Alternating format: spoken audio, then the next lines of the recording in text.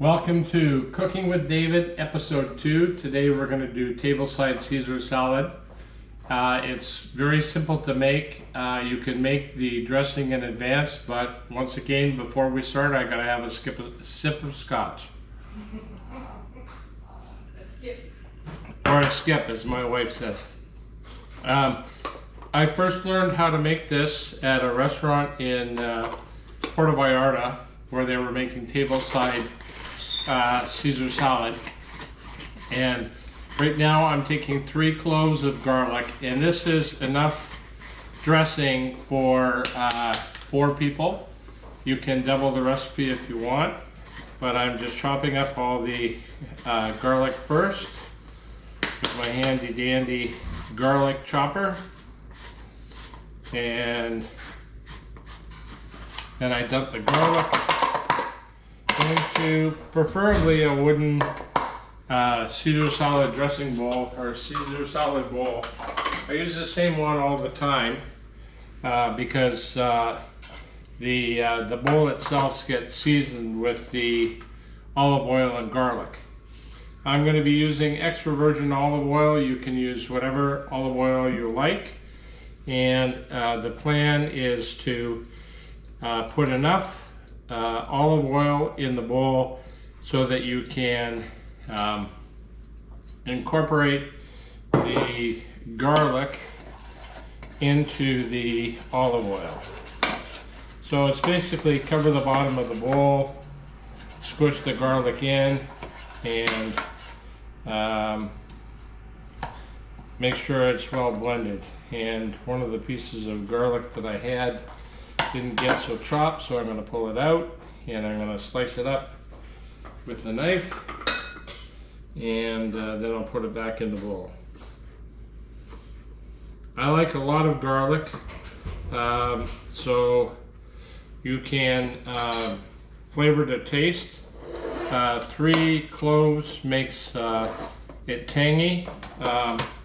If you really like a lot of garlic, you can add more, or if you prefer a lighter dressing, then you can use less. So now that it's blended, I'm now going to take anchovy paste. You can buy it usually in the fish area of your local grocery store, and or you can use fresh anchovies, whatever is your preference. I find this is a milder way to do it, and I'm using about 2-inch squish of anchovy paste. So I'm going to blend that in with the garlic and the olive oil.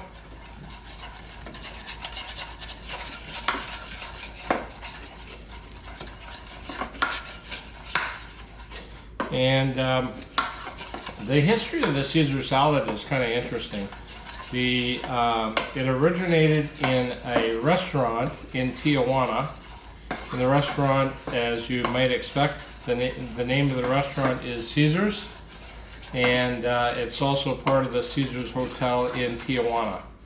I had the opportunity to go there about 3 weeks ago and had tableside Caesar salad made for us, and basically I'm replicating the recipe here.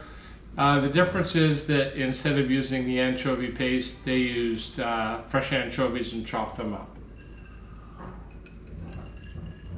Now, you take an egg yolk that I had prepared in advance, you pour it in, and you squish it into the olive oil, the anchovy paste, and the garlic. And then we're going to cook the egg. I know you're probably thinking, oh, raw egg in a salad dressing. Don't worry about it. We're about to cook it. And the way we cook it is we're taking the juice of half a lemon or half a lime. Or if you want to use the smaller key limes, it's about 3 or 4 key limes. So I squish the lemon juice into the mixture, and that the citrus from the dressing, or from the lemon or lime, physically cooks the eggs, so you're no longer dealing with fresh uncooked egg. So I mix that all about. And then, this is a really fast dressing, really. It only takes about 5 or so minutes, which you're seeing made. Very little prep time required. I'm taking Dijon mustard, and I'm taking about a, well, I don't know, teaspoon or so. And once again, you can alter the amount based on your personal preference. If it's too mustardy, then cut back. Or you can add more olive oil to cut the tartness and the mustard.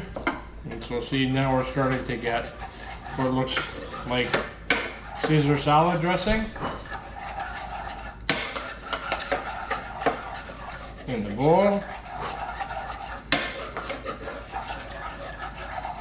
Then we take some Worcester sauce, or as they call it in Mexico, salsa ingles, which literally gets translated to English sauce. And we put several dashes of Worcester in, so you can see roughly how much went in.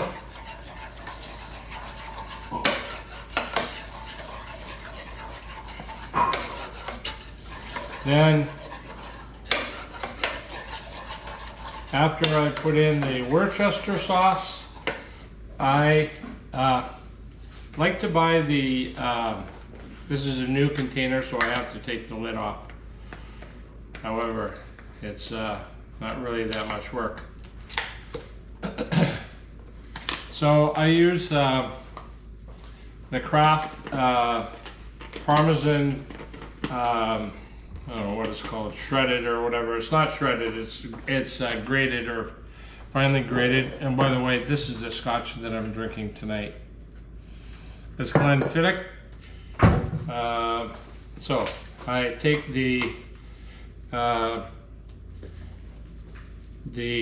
Parmesan cheese, and you can use this obviously for flavor and also to thicken the sauce. And then when I'm ready to make the salad itself, I like to put some shredded Parmesan on top for flavor and also for appearance. So we've now got a pretty nicely prepared Cesar salad dressing. The only thing I haven't added is black ground pepper, which I'm about to add. And then I'm going to have my taster come over and let me know how the flavor is, what I need to adjust.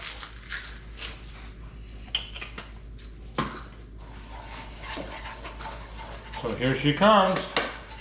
She's going to tell me whether I've done it right or not.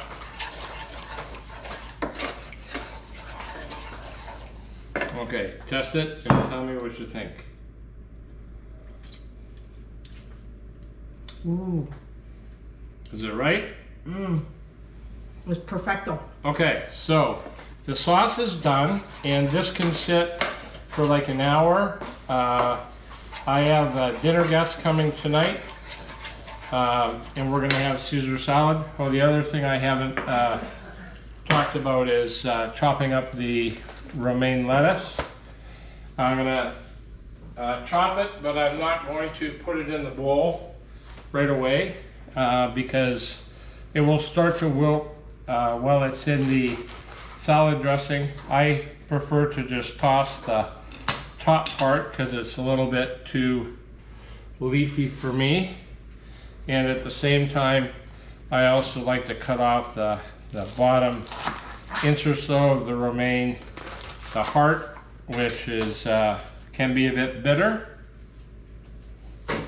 And then I will chop the rest of the lettuce into about 1/2-inch wide slices, and it basically falls apart as we cut it. And then I'll put it in a bowl and set it aside in the refrigerator until about an hour and a half from now, when we're ready to have dinner. Now, I don't add croutons to my Caesar salad dressing or to my Caesar salad. Pan is diablo, bread is the devil.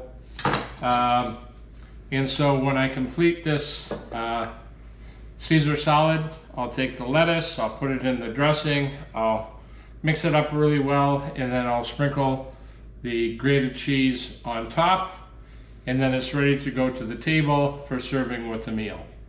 Simple as that. Please enjoy. Don't forget to give me the 2 likey thumbs, and feel free to subscribe.